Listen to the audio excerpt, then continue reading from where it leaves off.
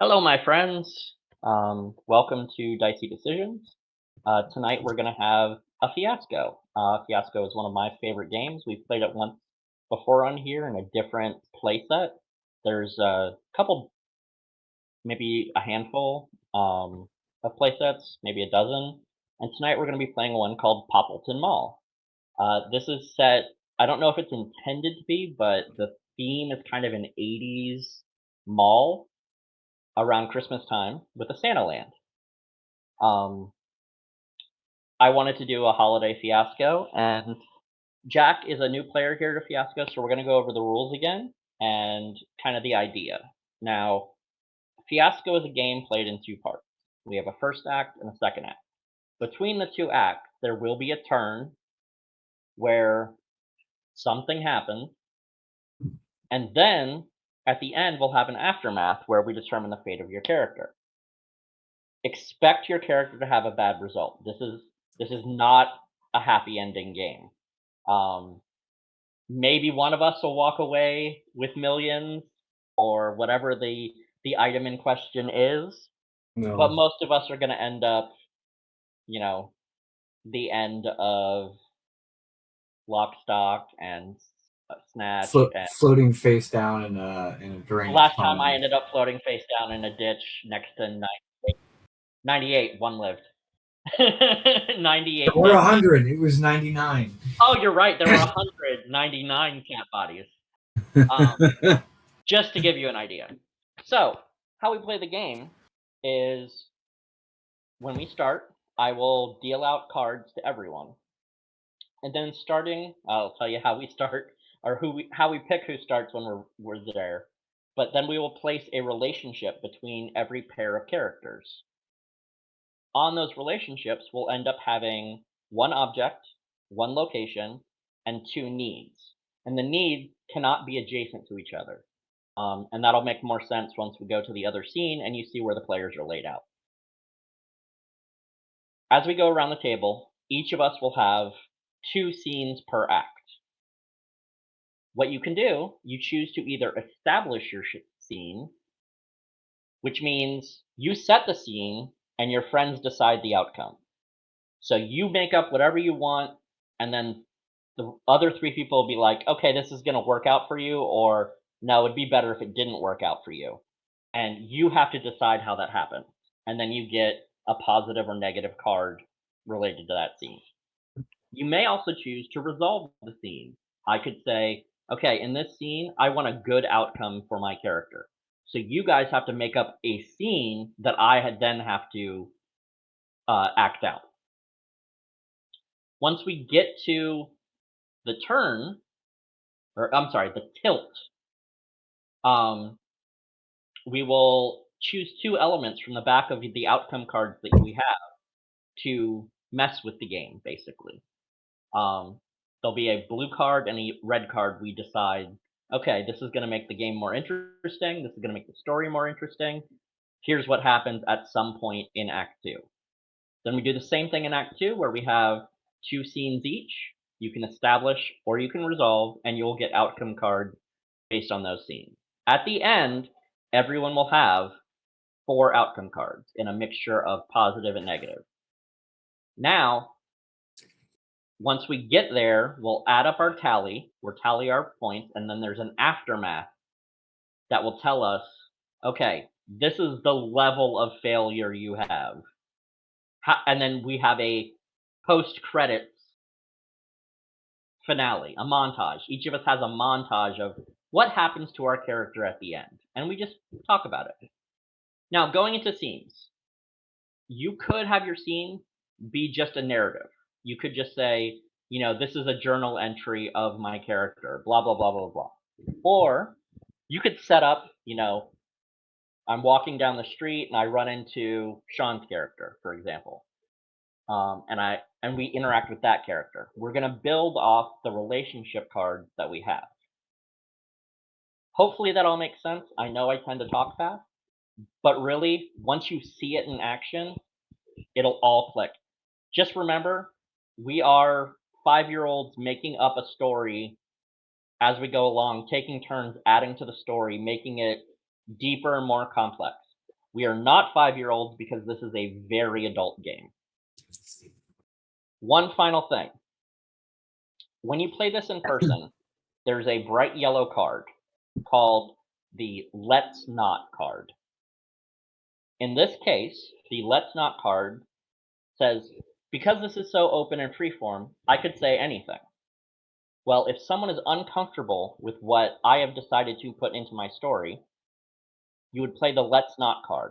And the scene just rolls back where that last thing, we ignore it. We do something else.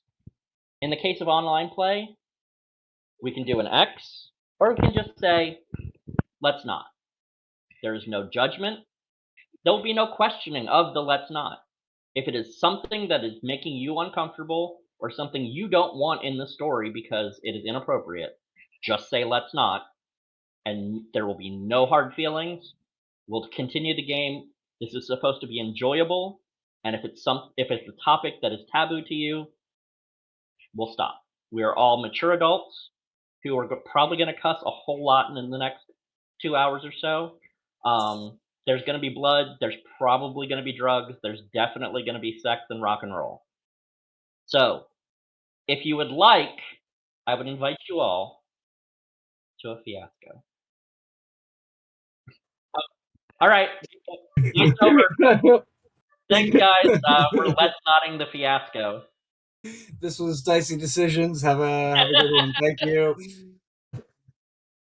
Yeah, we appreciate you all for stopping by. All right, so hopefully we're able to get things a little oriented on the stream. We're kind of doing this on the fly. We had a last minute cancellation. We love you, Ryan. You'll definitely get on the next one. I know this is the second time you've had to miss out because of work, and work sucks, but we'll get you in next time. This can be played with 5 people. There are rules for playing with 6 or more, but the rule is if you have 6 or more players, play 2 games of 3. It's not really conducive to playing 6 players. That's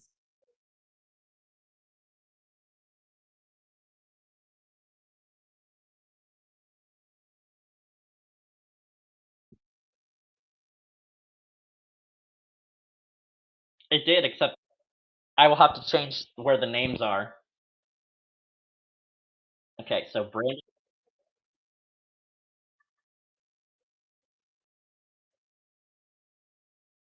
Okay, hold on. I'm moving names. Jack is in that corner. Sean is in this corner.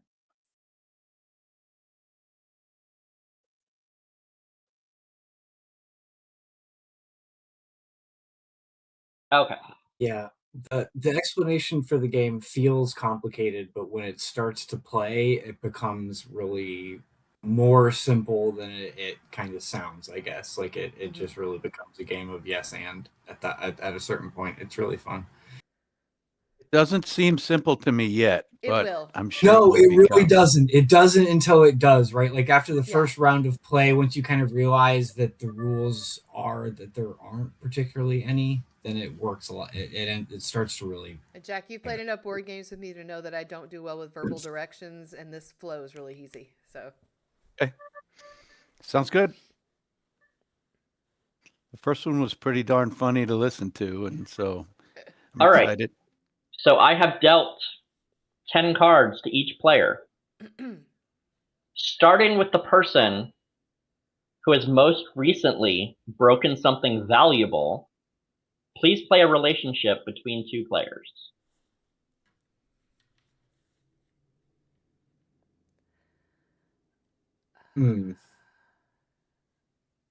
Can't think of anything I've actually broken. I break a lot of stuff, but I can't actually think of anything I've broken lately.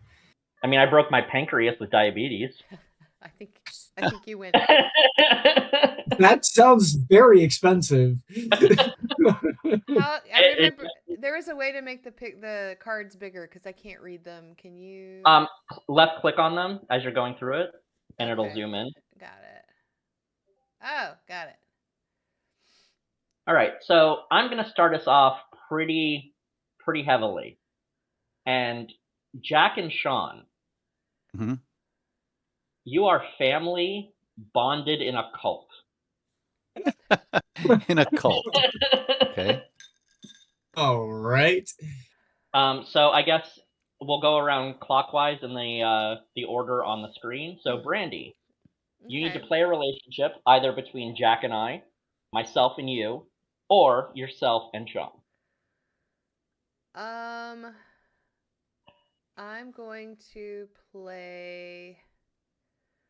The center capture went away. I know. I was looking at my cards. I didn't know if I wanted to show everybody my cards. Oh, that's fair. Okay. Yeah. I'm going to play. The relationship is a crime between a shoplifter and an employee.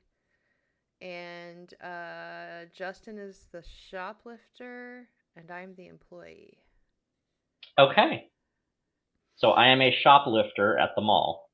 Mm-hmm. Now, so here's the next part, Jack, because you weren't there. Now that we've played cards, we can also discuss, because as Brandy said, I'm the shoplifter, she's the employee. Well, this is a crime relationship. That means she's in on it. So we need to build on that. There's crime happening, and I'm the shoplifter, so we need to figure that out. But we should wait because there's more cards to play. Right. Okay, Sean.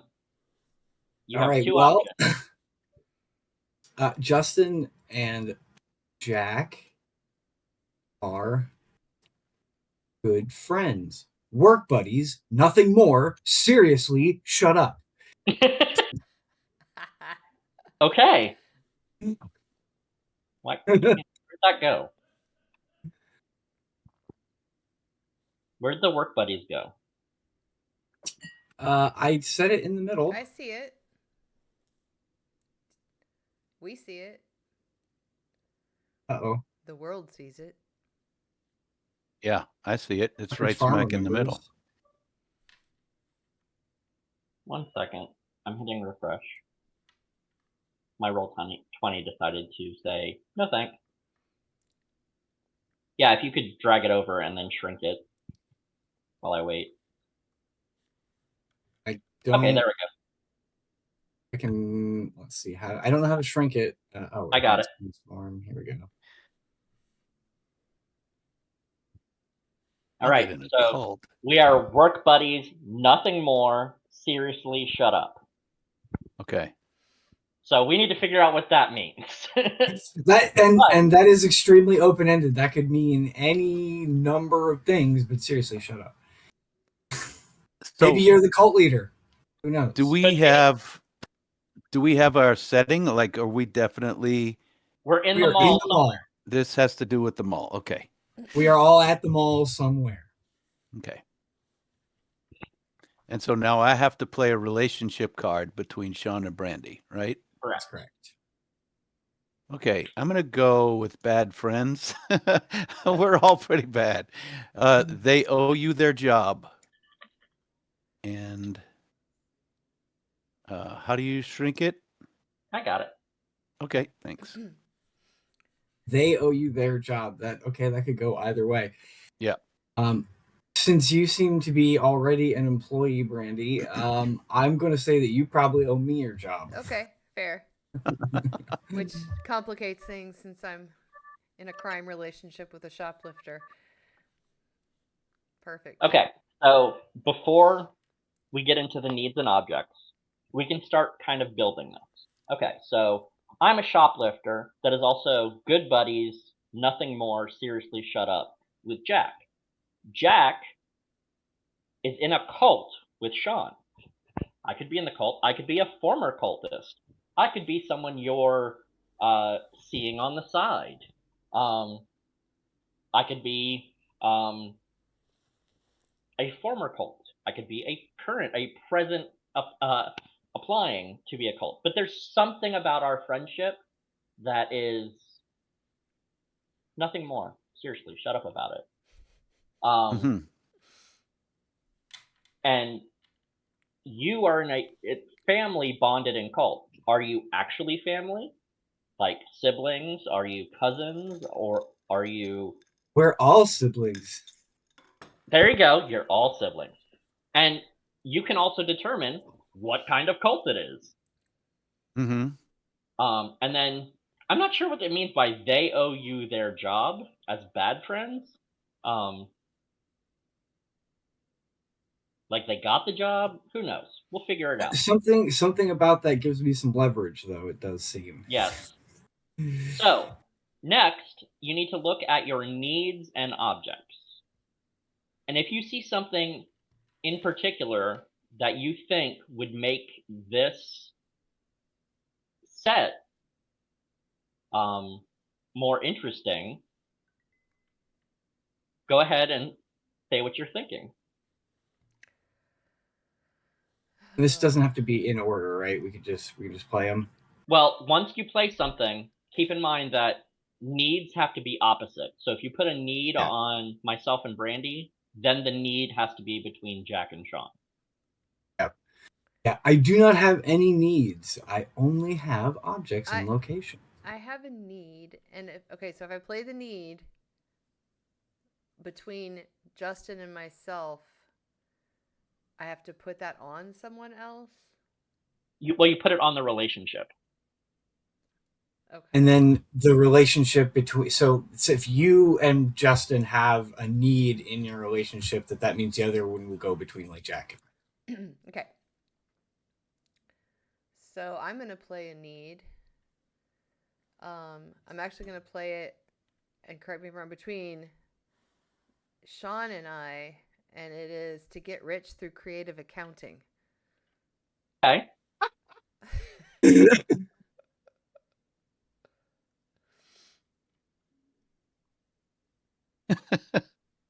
Okay. I'm gonna put this relationship between Jack and I because I think this would be, or this need, to get even with. No! Oh no! I'm in danger. So now we need one object and one location. All right. Well, I will play. Oh, hold on. Let's look at here. I'm going to go ahead and play an object here, and this is a valuable. This is an American Kennel Club registered Yorkshire Terrier on this crime. Okay. Well, so Brandy. Yeah. Do you work at Petco? No, it's actually PetSmart. Okay. Because I have a feeling that's what's being shoplifted. So, Jack, in your cards, do you have a location? I do. Okay. And so that when one you put needs. a location. Okay. That's the only thing we need left. And that one needs to go on top of. It needs to go in the relationship between you and Sean. Yep. Okay. Oh. There we go. The west end of the mall in Baldwin Jewelers. Is it a front to the call? We'll never know. Seriously, shut up about it. Seriously, shut up about it. So, we have finished the prep. Brandy and I are in a crime relationship between a shoplifter and employee, and in some way, the object of an AKC registered Yorkshire Terrier is involved. Brandy and Sean are bad friends, and one of them owes their job to the other. And they have a need to get rich through creative accounting. Sean and Jack are bonded together in a cult as family. And in some way, that cult has activity in the west end of the mall at Baldwin Jewelers. And then Jack and I, we're good friends. We're work buddies, nothing more. Seriously, shut up about it. But there's a need to get even with a family member. So, if everyone's ready, I think it's time to start this fiasco. But wait, there's one thing we have to do first. We need names. Ooh. Now think, we're 1980s. We're in a shopping mall in the Midwest. Mall of America, good, hearty homeland. let me know what you think, and I will add it to your character. I think I'm gonna go with Dwight Eisenhower. I'm gonna be Julie Shore. Julie Shore. Okay. I think I screwed up and made that. I'm Robert Loblaw. Bob Loblaw to my friends.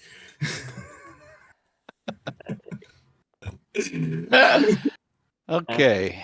I'm going to have to have a nickname. My actual name is Gasper Colombo. However, I don't want anybody to call me Gas. And if anybody found out my name, they would call me Gas. And my stupid brother always calls me Gas. So I made up my nickname. Yeah. I made up my own nickname. Ribbit. I need some help. What's a short, like a 3-letter nickname that has nothing to do with Gasper Colombo? Pat. Ooh, Pat. Okay. Because it could be male or female. Pat Colombo. Got it.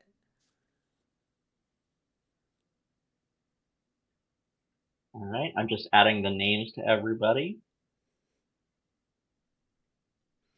Took me a little while to come up with blah blah blah. All right. So, to set the scene, we're in a mall at the height of capitalism in the Reagan era. Shopping for the holidays has started, Christmas music plays over the speakers, and Santa Land is there with all the adorable, snot-nosed, whining children who don't want to take the pictures, Mommy and Daddy, but you have to because Grandma wants to see the pictures. So I'll get us started as Dwight Eisenhower is in. I'm going to establish, so you all get to resolve my first scene. Dwight is walking past the pet store with an orange Julius. He's got a jean jacket with the sleeves cut off, covered in patches. He walks past the pet store, and there's this terrier that sitting in the window with a blue ribbon next to its box. It won second place in the local show. This is a show dog. It's gorgeous. So Dwight walks into the pet store, walks up to the counter where Julie is minding the cash register. What's about that dog? Dwight, I told you not to walk in here. You were supposed to wait.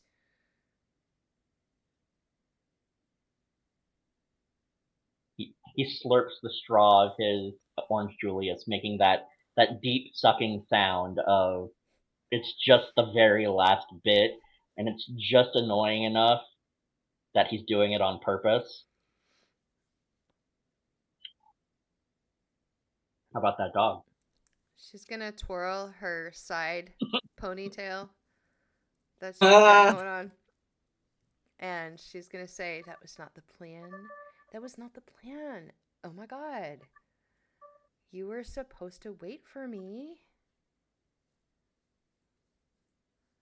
Go back outside, because if Bob sees, just wait, go outside. You got any quarters? I'm out. Oh, like, gag me with a spoon. Okay. And I'm gonna pull about 5 quarters out of my way too tight Gloria Vanderbilt jeans that have a purple stripe down the side. She's going to pull them out. Lint's going to come out because she has to pull really hard to get them out. And she's going to put them in your hand and go, just, just come back in like 10 minutes, okay? So he palms the quarters. Like, thanks, doll. All right. So are we getting a positive or negative outcome, my friends, so I can finish the scene? We just decide? Yeah. Yeah. You guys say Just- whether it's positive or negative, and then I will take the appropriate card, and I will finish the scene based on what you decide. I think it's negative. Yeah, it doesn't seem like you've made a very good impression on Julie so far. It certainly wasn't positive. It was more negative than positive so far. Okay. I will take a negative card next to my nameplate, and Dwight tossing the quarters in his hand, slurping his orange Julius, walks out, looks back over his shoulder, bitch, and keeps going.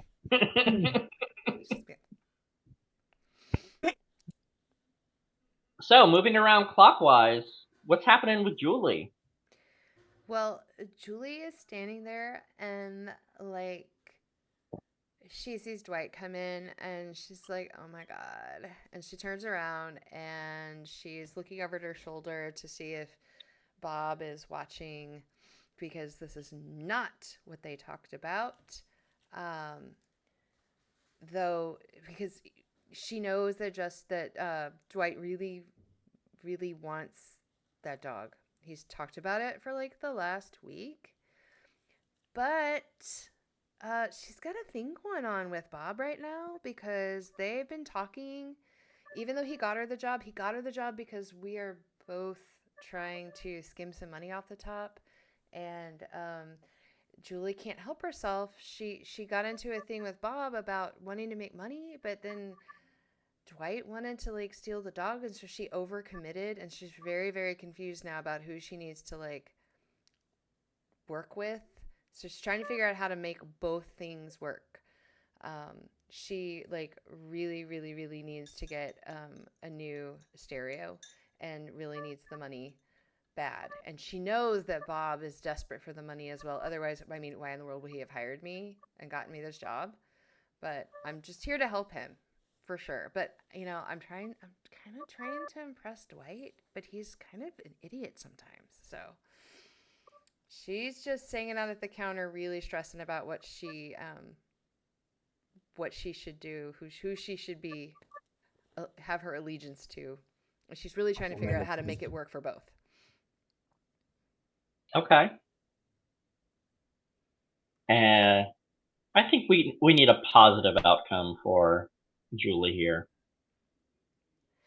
Sure, I would agree. She's trying to make it work. She's trying to figure out how things are going. It doesn't. I'm sure it'll go well. I'm sure it'll all go very well. All right. So, Julie, going through a moral dilemma of shoplifting versus white collar crime. What's going on with Bob?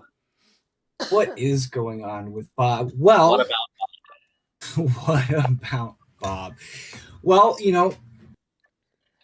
Robert, owning the pet store there, has been looking for ways to make extra money to prop up the divine friends of ultimate protection.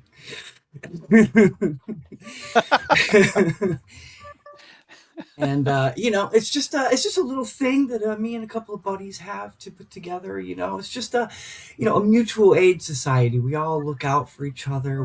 It's for each other's benefit, right? We have retreats on the weekend, and we just think real positively, and everybody ends up giving me all their money, and it really works out very well for Bob. So Bob's looking for ways to put a little bit of extra money in the coffers of the church because we need to go on a retreat And Bob really, really needs to fly first class to this retreat, obviously.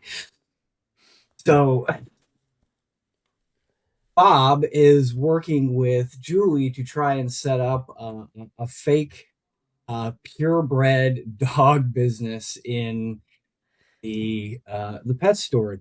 This Yorkshire Terrier is in no way, shape, or form registered with any kennel club. This is mutt that we sort of found in the alley outside the back of the mall. And we're going to try and sell it for about $2,500 because obviously this is quite the dog, right? I mean, it's gorgeous. Dyed that color that a Yorkshire Terrier gets, right? That like dirty blonde with kind of like the ends. But this is 100% probably like a Chihuahua mixed with like a Frenchie kind of thing. It is, like this is the most disguised looking dog. An ugly dog. It's cute in the right light. Mhm. And so Bob is on his way into work, and he's trying to figure out how much they can sell this dog for, and then if they can start getting this business together of fake blue ribbon dogs, if they can really start making a fortune off of these shelter mutts. So Bob's coming into work as Dwight's leaving, and he just narc. Bob sort of like looks down his nose at Dwight, who just is one of those ruffian mall kids or whatever, and just kind of sniffs a little bit and goes, "In front of my store, go buy with somebody else." Panning over, we have. How did I? We need a positive or negative. I'm not going to influence. What do you guys think? I would almost say positive because I feel like Bob's he's enthusiastic about his efforts. Yeah, he's got plans. I'm going to say positive as well. I mean, Right. his outlook is negative in general because We're gonna sell this dog here, you betcha. but yeah, he's excited, so positive. Yep. Excellent. How does that come about as positive? You smiling and Well, whistling? yeah, so I sent off the mall ruffian, feeling really good about myself here, don't you know? Julie's there in the front of the store, and she's doing the thing. I'm sure she's going to sell this dog any minute now, and it's not on the books. So I offered her. I think she wants like a stereo or something. So I'm gonna give her the stereo. All right, Pat. Yeah. Pat is outside the store watching all this. He's in his navy blue coveralls, buttoned up to the top. On the back is a big Poppleton Mall silk screened logo, and I'm holding a broom just quietly in the corner, and I say to myself, bitchin', dude.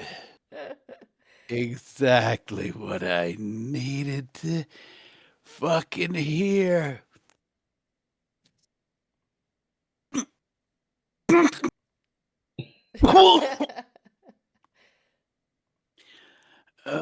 It's gonna Inside the be store, Pat, so quit smoking in gnarly. front of the store. Go out back. I'm up to the side. I'm hidden so you guys can't see me. Okay. So I see my friend Dwight, and I see him walking over to the arcade, and I kind of slide I walk over there, just sliding my broom behind me, totally rip stoned, and I walk up next to him and say, "Radical jacket, man. Sleeves are total bullshit." Your brother's a dick. Yeah. Do you know what he did in the bathroom, dude? I have got to fucking pay him back. And it's gotta be a fucking good one. Oh, he's so grody. He peed all over the wall. He was so drunk he couldn't even aim straight, man. So, and I gotta clean that stuff up. You know, I don't like it. On purpose. Dude, But you know what? he knew I had to clean it. But you know what? You know that cute one that works at the store with him? With the ponytail? Yeah, man. She's kind of groovy. They got something going on with that dog. I'm gonna take that dog. Ooh. It's worth some money. You want in? We can't let your brother sell it. It would totally fuck him up. But at the end of it all, he's got to know that it was me who pulled the prank. Just to know that I finally got him back for the piss on the wall. Yeah, I can work with that. And here, I'll blame you for that crime, sure. Patsy. I was almost gonna see if I could find a diamond or ruby or something over at the jewelry store and plant it on him, but probably not the best idea. What do you think, man? Give it a shot. I'll go for the dog. You go for the diamond. Righteous. I'm gonna say negative for Pat. This is gonna go swell. Yeah.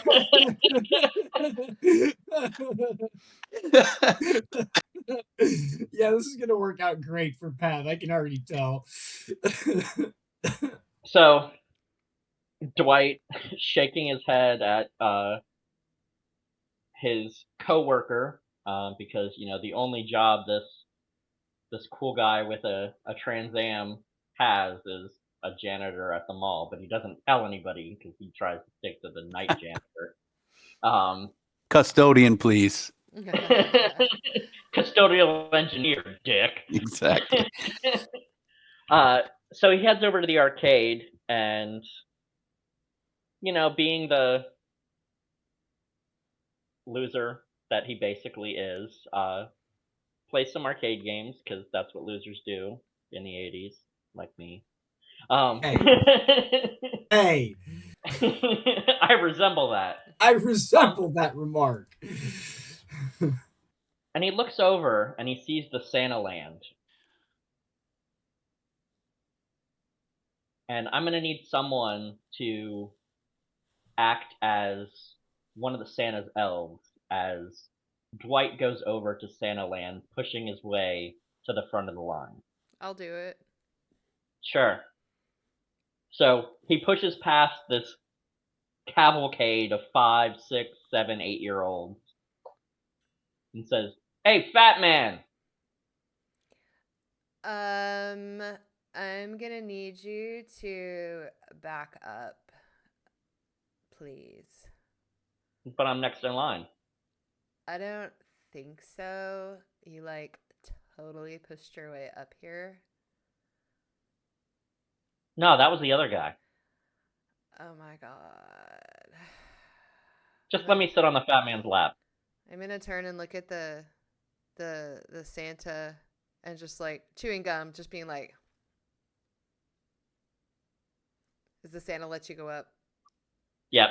So goes, sits next to Santa, says, "Santa, did you hit that?" You be honest. Did you hit that?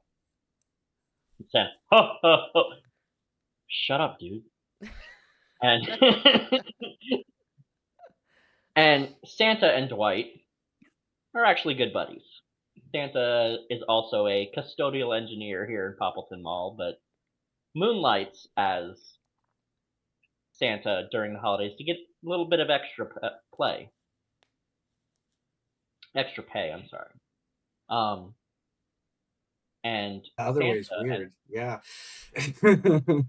and Dwight have a plan to stash that terrier here in Santaland. And as he stands up, he palms a 20 to Santa and walks away. Negative or positive? I think that's I mean, positive. it's pretty positive. Dwight's an asshole, but like, I mean, nothing went wrong for him there. They have an understanding, it seems. So the positive outcome is as he stands up, he slaps the elf on the ass and says, maybe later, and keeps going.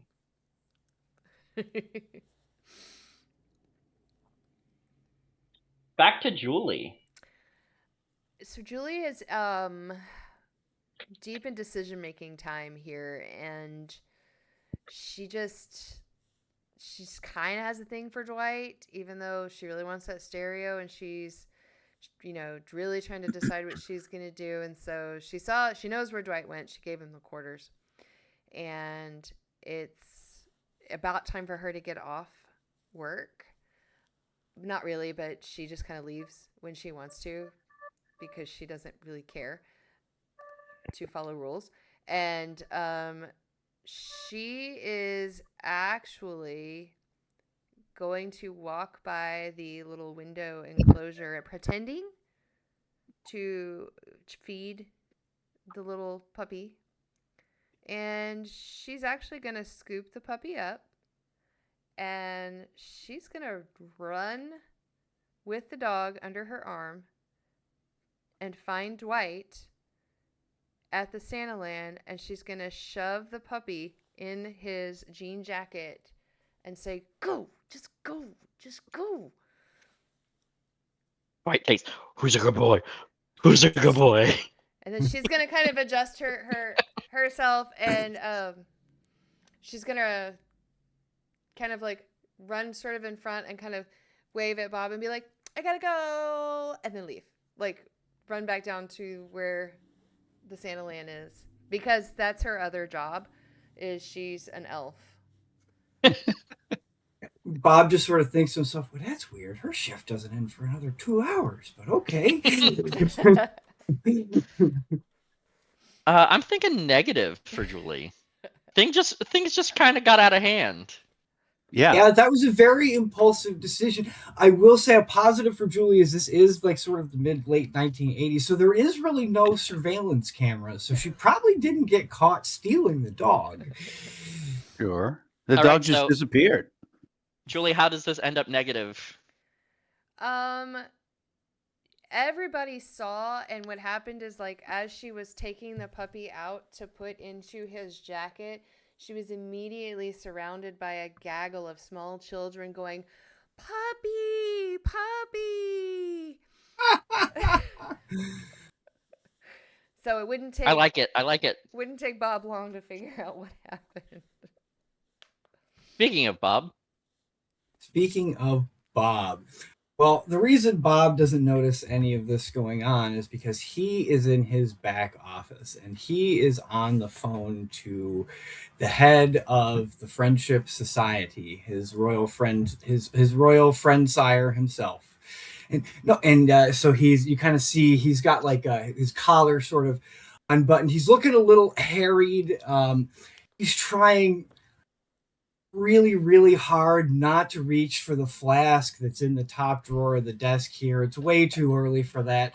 Last time you started this early, you peed all over the wall. You can't make that mistake again because that was super embarrassing. So thank goodness he had his brother clean that up. But I mean, he can't have that happen again. But so he's on the phone. He's obviously looking a little bit hairy. He's like, I'm gonna be I'm gonna be at the annual retreat. No, I just need to sell. I'm good. No, my dues are coming any minute. Yes, your friendship, sire, sir. Yeah, yes. Oh, yeah, yes. Okay, yes, I know. No, it's the most. I know it's the most important gathering of the year. Yeah, no, I know. Yeah, I know. No, my brother, we're gonna be there. No, I promise. Yes, we'll be there. I'm sending the money just as soon as I can. I got to think. I'm gonna have the money to you by the end of the week. We're gonna be all paid up. Our little. Yeah, no, it's gonna be fine. No, I promise. It's all gonna be fine. Yes. By Friday, and then yes. I get the plaque, right? I get the plaque with my name on it, right? You swore that this year, if I reached all my goals, I get the plaque with my name on it that said Super Friend, and I think that really. Oh, no, yeah, no, okay. Maybe next year. Okay, yeah, no, okay, no, yeah, sure, no, okay, no, I understand. Gotta go. Yeah, bye. He just kind of like sits there at his desk for a second, straightens up his collar, takes that nip of whiskey after all, kind of puts his hands on his. I am a super friend, and he. You know, I think it's pretty positive. He's getting confidence. He's standing up for himself. Bob, That's a good you're way a to look good at it. dude. You're a Yeah. good dude, Bob. Yeah, that's a glass half full sort of way to look at that. And he waited till the end to have his sip of whiskey, so. Right. That's positive. Put the fun back in functioning alcoholic. All right, Bob. You're nice and Yeah. So he positive outcome. that warm whiskey kind of makes its way down, and I am a super friend. I am a super friend. I am a super friend. I'm gonna sell that goddamn dog. And he kind of gets up and walks out of the office and goes, Julie, what the hell's going on around here? Cut to Pat. Yeah, real quick. Sean, what's the name of our cult? What did I even say it was? I The think initials were it was DFUA. Yeah, I think it was like the Divine Friendship Society of Protection or something like that. Yeah. DFUP. The Divine Friends of Ultimate Protection. That's what I called it. Okay. Yes. DFUP. Yeah, DFUP. All right. Fuppers, the fuppies. So, Pat, chuckling to himself that nobody's called him gas yet today, still tripping, not tripping, very, very high. He's coming back into one of the back entries of the mall, like a side entry, a service store, covered with trash, like pits clinging to him. He has just climbed out of a giant dumpster.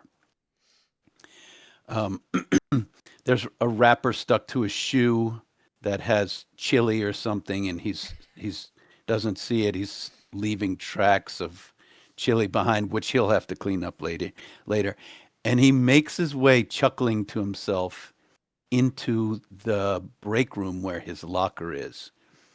And he pats his hip pocket and looks around. Nobody's in here. I'm all alone. He opens up his locker. He adjusts the plaque inside of it that says DFUP, Super Friend. Yeah. And out of his pocket, he pulls a little cloth bag, a little velour bag, or what's that? What are those little jewelry bags made of? Velvet or something? Velvet. Like a Yeah. little velvet, like a velveteen kind of bag. Yeah. And he feels it to make sure the bubble's still in there. I can't believe this was in the trash. And he's about to put it into his own locker, and he goes, "Oh, wait a minute. This goes in Bob's locker." And I go over there and open it up with the key that I happen to have, drop it in there, shut the door. Bob, brother, you'll never be a super friend if you keep stealing from people like this. Holy Oh, shit! yeah, I'm gonna go positive. Yeah. That was very positive, man. What a turn! What a turn! What a You've turn. absolutely framed me for a felony. That's fantastic. What a prank! Speaking of turns, we have each done 2 scenes in Act 1. We have established this plot of this dog that has been stolen but also needs to be sold, and these diamond that got stolen and being framed by Bob. Things are looking like it's gonna get bad, and it can only get worse. So I'm gonna flip over all of our outcome cards, and we're gonna pick 1 blue and 1 red to change what's going on. So we have tragedy, death out of the blue. We have paranoia, somebody jumps to the wrong conclusion. We have mayhem, magnificent self-destruction. We have failure, someone or something survives against the odds. Oh man. We have failure, something precious is on fire. We have failure, a stupid plan executed to perfection. We have mayhem, a dangerous animal gets loose. Ooh. And we have failure, a tiny mistake leads to ruin. So we pick 1 red and 1 blue. I kind of like the dangerous animal gets loose. I like either I for red, I think I like dangerous animal get loose as well. Though magnificent self-destruction it's very poetic. I feel like it's going to Yeah. magnificently self-destruct with or without the card. So Yeah. You make an excellent point. Yeah, that's fair.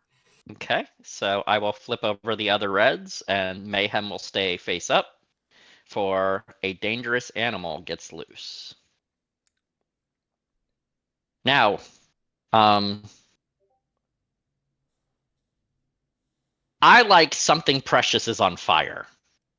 I was either going to say something precious is on fire or stupid plan executed to perfection. Those are I like the I like fire, I think. Jack, any input? I'm still reading them and trying to decide. I'm trying to zoom in to read them all. Wrong conclusion. I don't think so. Or something Survival or ag- someone survives against Yeah. the odds. That's not a bad one. You know, something or something surviving against the odds could be really funny in this instance. Yeah, it could. Yeah. Something precious. Do we have anything that's precious yet? I think we have a I've got a couple. We have diamond stuffed in my locker, apparently. and a A diamond. Well, hey, dog. nobody saw what was in that bag. And I'm not in my right mind right now. So I'm just saying.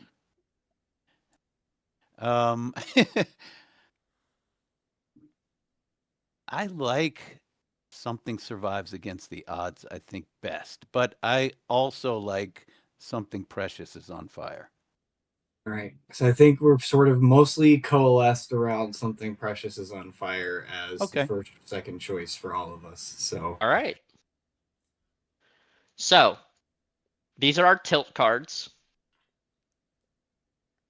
You do not have to use them, but at some point, they need to come up in the story. Something precious needs to be on fire, and a dangerous animal needs to get loose. Okay. In this instance, I think we should go in reverse order and start again with Pat.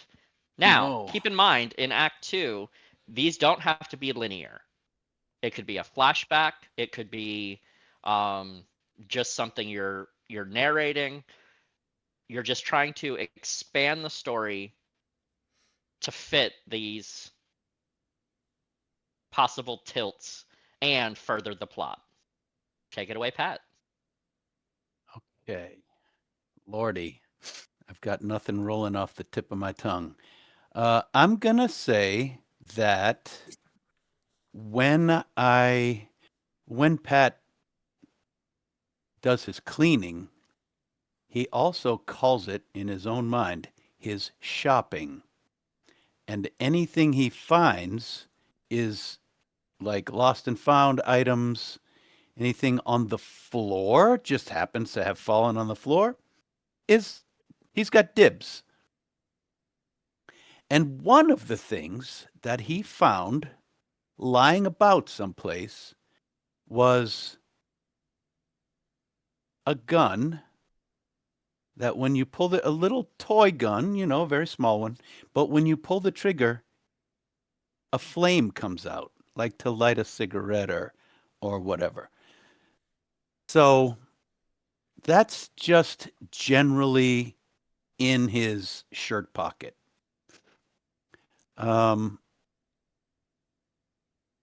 Let's see, what else? He is not a very good custodian. He doesn't really, he likes to sweep. He's good at sweeping, but there are spots that you can find that he just doesn't see. And so he's also got a little stash someplace of all the crap that he's accumulated that he might never use. There are hats, there are probably shirts with sayings on them, like a big smiley face maybe, or a jacket here and there. He's got a lot of stuff that he's accumulated. And when he pats his shirt pocket to try to light his next joint when nobody's looking, his gun is not there. And so he starts he starts to wonder where he could have dropped it. And the last time he remembered bending over, there was dog poop for some reason in Christmastown. And that's where he last bent over. So he starts heading back that way to look for it and completely forgets what he's doing 20 seconds later. I'm going to say that this is negative for Pat only because he never did get to light his next joint, and that is terrible. He doesn't need it. He probably does not need it. You are very likely correct about that. Tony Baloney. Which we switch over to Bob. Bob. Well, I got to say, this round is a lot harder coming right back at me. I have a really good idea for Dangerous Animal Gets Loose, so... Okay. But Okay. as do I. But that's okay. okay. I will leave you guys to Dangerous Animal then. You and Justin have a great time. Oh, can I add on to mine before Justin goes? Yeah. I mean, before Sean goes? Before Bob goes? Yeah. What you Okay. got? Since I forgot where I was going and I didn't have my lighter, I reach into my back pocket and pull out a pack of matches, a little foldable paper matchbook. I light it. I turn around. I do get my joint, and and I see that there's only one left, and I throw it toward the trash can, which was outside the pet shop, and don't even look, but it misses and falls to the floor. That's all. That does make it negative. Yes. Okay. All right. So what does that mean? I have to wrap it up in some negative way? Yes. To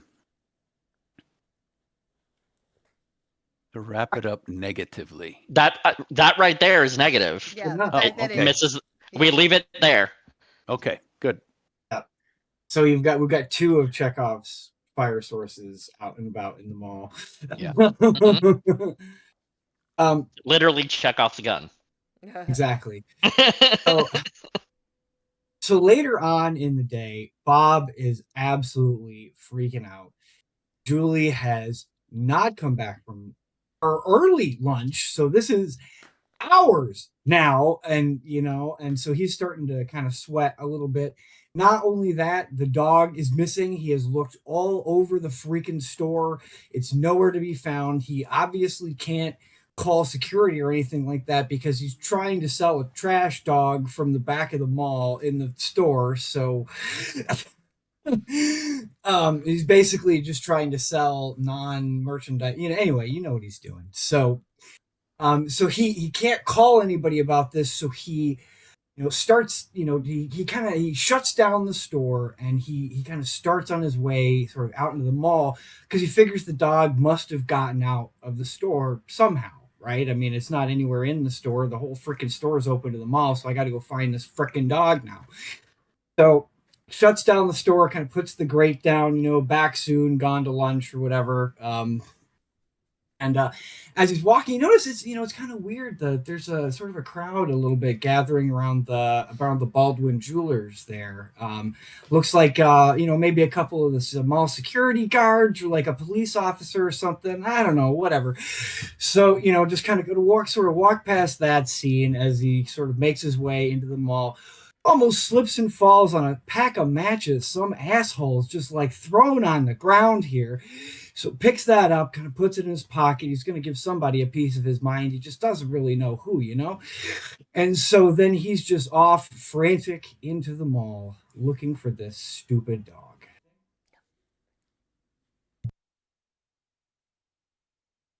I don't see anything negative about that. He picked up the Couldn't matches. go wrong at all. That was nice.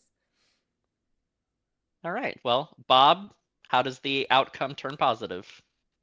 Well, the outcome's very positive there. So, I go down to Santa Land there, and, at least still haven't found the dog, but I found Julie, and there she is drooling over that Dwight kid.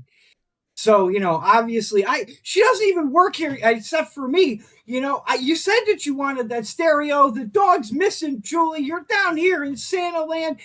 I gotta let you go, Julie. I'm sorry. I gotta let you go.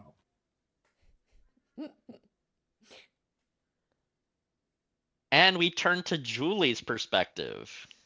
So prior to Bob showing up, Julie, who has now changed into her elf costume because this is her other job, and she actually likes it more because the outfit is way cuter than the pet store apron. And so, she's just standing there looking at Dwight, but then looking at Santa, and then looking back at Dwight, and kind of encouraging Dwight to keep his jacket closed because the dog keeps poking out. And she's kind of like, God. And she looks down on the ground, and her nose wrinkles up because there's some dog poop on the floor, and it's so gross.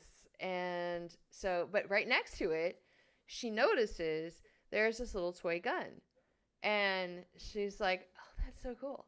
So she picks it up, and she's just being like coy and cute, and she's like, pew, pew, just playing around with it. And she turns around, and she's like pretending to shoot it at everybody and just trying to be super cute. And she gets kind of close to Santa, and she pulls the trigger, and it catches Santa's beard on fire. Holy shit. Yeah, we're going negative. Absolutely. Because Santa is precious. So what happens? Oh my gosh. She's like, drops it, and it's just like, I did not mean to do that. Oh my gosh. And Santa, I think, is going to stand up and rip the beard off and kind of run. And Ruin Christmas for all these kids. Ruin Christmas. It's going to be very, very much like at Disney if they take the head off of their costume. The magic the precious is gone. thing that was on fire was literally Christmas magic for hundreds of children. Okay, wait. This works perfectly with what I want to do with the dangerous animal. So, but Julie is like unfazed. She's just like, I'm sorry. Oh my god. Like, why is everybody freaking out? It's just a dude, okay? So Dwight, seeing his friend with this basically plastic nylon beard Melted on to his fire, face. and he rips it off, and it's on the ground. The dog jumps out of the jacket and takes off as Dwight is stomping on this beard. And out of the Santa's cottage, they were going to have a big reveal of Rudolph. And a reindeer, seeing the animal take off, crashes through Santa Land, knocking over, like dragging the lights behind it. The tree is now like being dragged by electrical cords. All the children are screaming as this massive reindeer is loose in the mall, wrecking everything, chasing this Chihuahua Frenchy mutt that has been spray painted To look like a Yorkie, to which look like a doesn't even Yorkie. cannot make sense, like in any world. And Dwight standing there, kind of mouth agape, looks at Julie, looks at Santa, who's now like frantically on the ground crying at his facial burns,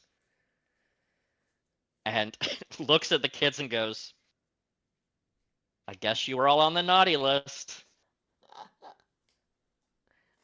And turns to walk away, Oh boy, heading that's towards the locker room to change for work. oh boy. I mean, so I'm for thinking everyone negative. else, this scene is terribly negative. For Dwight himself, that scene was fairly positive. I mean, his friend is the one that got hurt, not him. Julie still seems to like him fine. He didn't really give a shit about the dog one way or the other than he just kind of wanted to steal it to fuck with Bob. So mission accomplished. So like, and he didn't even have to steal it. Yep. Kind of a win for Dwight here. He just sort of like puts his sunglasses on, turns his back at the explosion, and like walks towards the fucking in a break very room. Heather's kind of moment. Yeah, the chaos is erupting in the mall, and he's just he pulls out the pack of cigarettes, pulls one out, sticks it in his mouth, and lights it off Santa's beard. lights it off Santa's beard, and walks. Because you can smoke in a mall in the That's 80s, a total so Heather's that's moment. totally fine. Back over to Pat. Chaos has erupted in the mall as there is a dog and a reindeer loose. Shot to the heart, and you're to blame. Oh my gosh, what am I gonna do? So I guess I'm gonna fast forward to having to clean up after all this. So mine's in the future. And I have never been so unhappy with my job. I'm just, there's reindeer shit smeared across the floor. There's blood. That little dog got stepped on. I saw it, and I don't know if that dog's okay, but his fucking blood is on my floor, and I'm having to clean. I already cleaned up his shit. Dude, this is bogus. This is gnarly. Why me? I swear. Wait a minute. That was Bob's dog. Bob did this to me. That fucking brother of mine is totally. He's the worst. Why did he do that? That's it, man. I'm going to get him good. All these pranks he's playing on me, I've had it. I wish Dwight were here. He could help me. He's got better penmanship. As I'm just writing out a little note to the mall cop saying, I saw Bob take something from West End.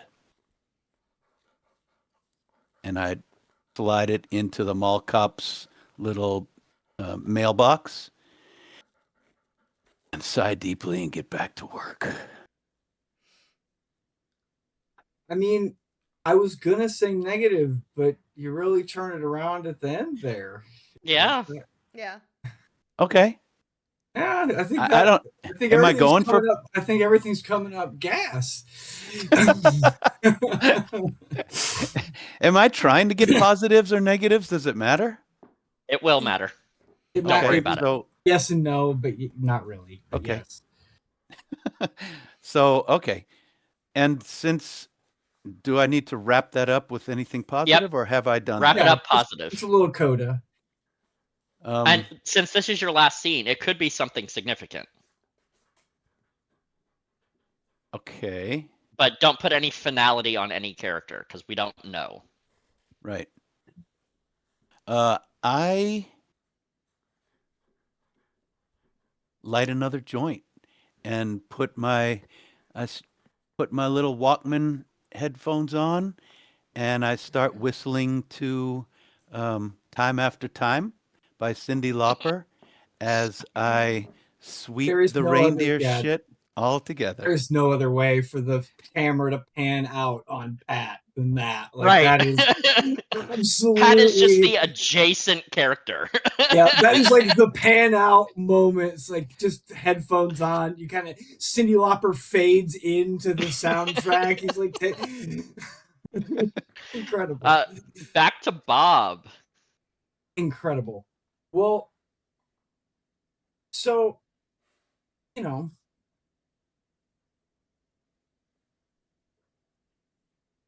okay, so Bob had just finished laying into Julie at the Santa Land, and he sort of leaves in a huff, you know, and again that sort of it's a little bit of a commotion kind of down there at the West End Jewelry. It's weird.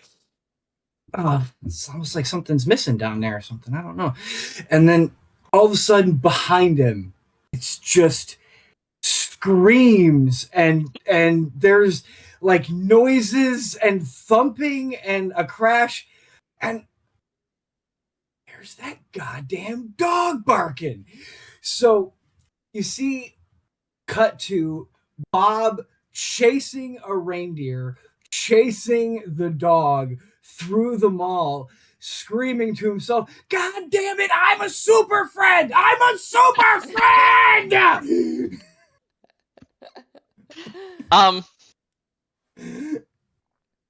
That sounds pretty negative. Negative. That sounds pretty negative. Yeah, so He's not in a good about headspace. chasing a reindeer is you really don't want to catch a reindeer. Yeah. Well, but So, he would. you This know- one would be easy to catch because he's got like cords and lights wrapped around his legs and like a And sled so dragging behind him. I know that Gas said that he saw the dog get stepped on. I know that that's true, but I also know how many joints that Gas has had today. and so what happened instead was Bob, he catches up with the dog, and just as he's about to grab it, he is absolutely pancake flattened by the reindeer. So it is reindeer and Bob and dog, and they all just go tumbling down the escalator. To the screams of children.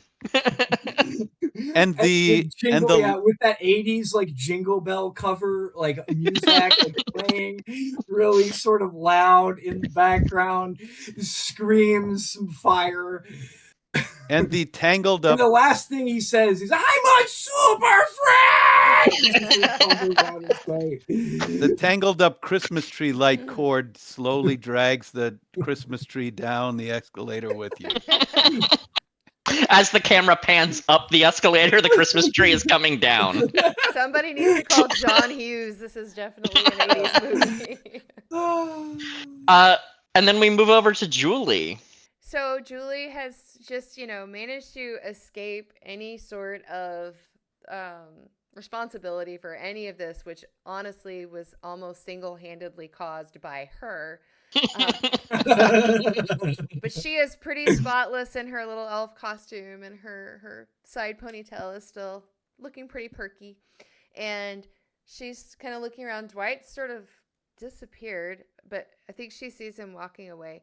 And Bob, the damn dog is gone, and everything else. And as the reindeer was careening down the mall, the horns took out glass in windows and things like that. And she hears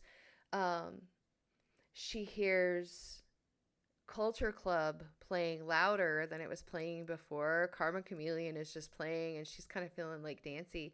She walks over and realizes that at the Radio Shack the window has been taken out at the Radio Shack, and there is that stereo she has totally been wanting. And nobody's looking. The window's broken. Her favorite song is playing, and she just scoops it up and unplugs it and just sees Dwight walking down and tucks it under her arm and hurries down to follow Dwight and see if she can catch him, because she's decided like Dwight's the one that she really wants to go out with. Since Santa got his face all burnt, Yeah, Santa's not looking so great anyway, and he's such a loser. Yeah. Anyway. Definitely positive. Dwight did not get hurt, and Julie, yeah. I got my stereo. Yeah. The bad part is we're out of positives, so it has to end negative. Okay. Oh. Yeah, so what happened is when she's not that bright, and so when she grabbed the stereo, she did not grab the speakers that went with it. So she just walked out with the turntable, the cassette So player, negative. and the tuner. She has no way to listen. She just grabbed the main part of it and left the speakers behind. So she actually didn't get what she wanted at all. She's kind of walking away empty-handed, to be honest. And Dwight, she can't find him now. He disappeared.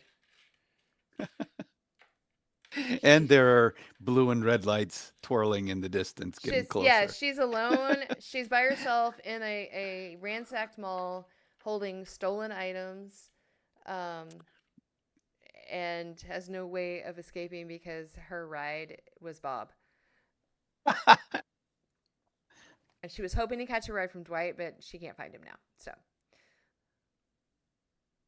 Switching over to Dwight, as chaos is ensuing behind him, he puts his arm around Julie, looks down at the not quite stereo she was hoping for, says, "I think we need to see other people." And walks into the Radio Shack where the girl is working behind the counter and leans over, looks over at Julie and says, "This one's the one for me, and you just stole from her."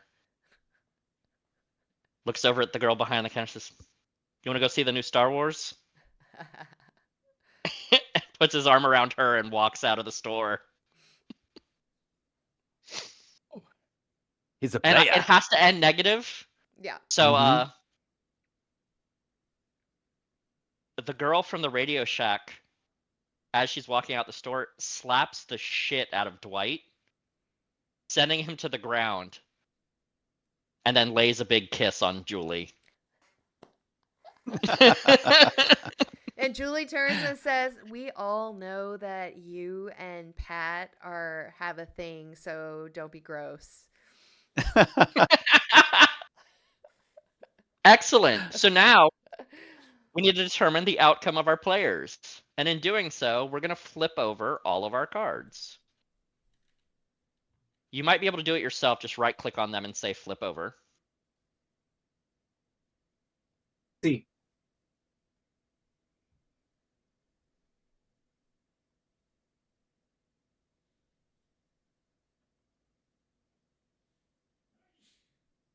All right. So what you want to do is you're going to add up all the numbers. So you Okay. add the blues and you subtract the reds. So in my case, I have 6 blue and 8 red. So I am -3. I am 3 red. You're going to find out which one is higher, red or blue, and that's going to determine your aftermath card. I will start with my own, since I know that I am 3 red.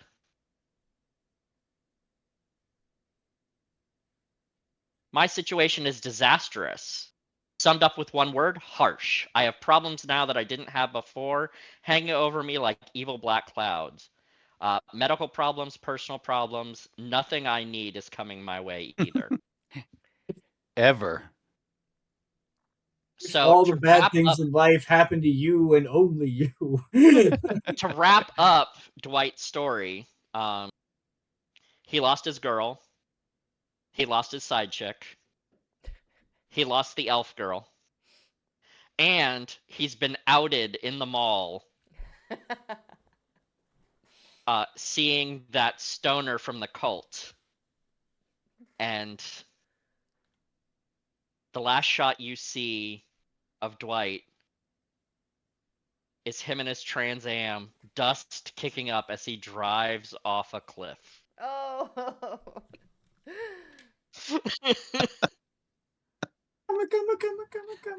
Come here, yeah. Now that's gonna be time after time. So looking at Brandy, you have 4 blue and 6. 6 So red. that means 2 red. Yeah. Revolting. That was nasty and probably extremely brutal. I'm just speculating here, but my guess is that I've lost something precious, like a body part or my soul, while traveling on my personal road to grand ignominious failure. Maybe I'm dead, maybe not. Was definitely brutal, and in the picking up of the little gun that caught Santa on fire, it was too close to the dog poop, and some of it was actually on it. And so when she picked it up, she didn't realize that she had gotten E. coli on her fingers, and in the process has made herself, and she was kissing the other girl, and it all went to hell. She ended up with a horrible infection, sepsis, ended up in the hospital, and is still unsure if she's going to make it, and literally nobody is coming to visit her. Her social game is gone.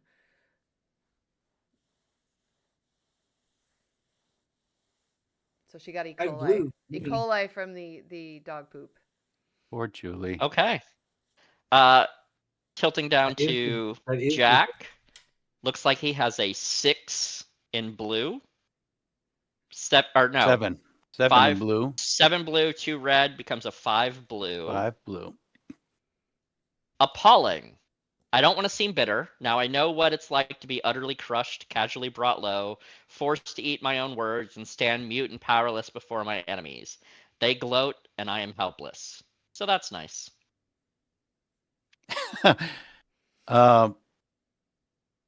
Unfucking fortunately, I signed my name to the bottom of the note. I wasn't paying attention.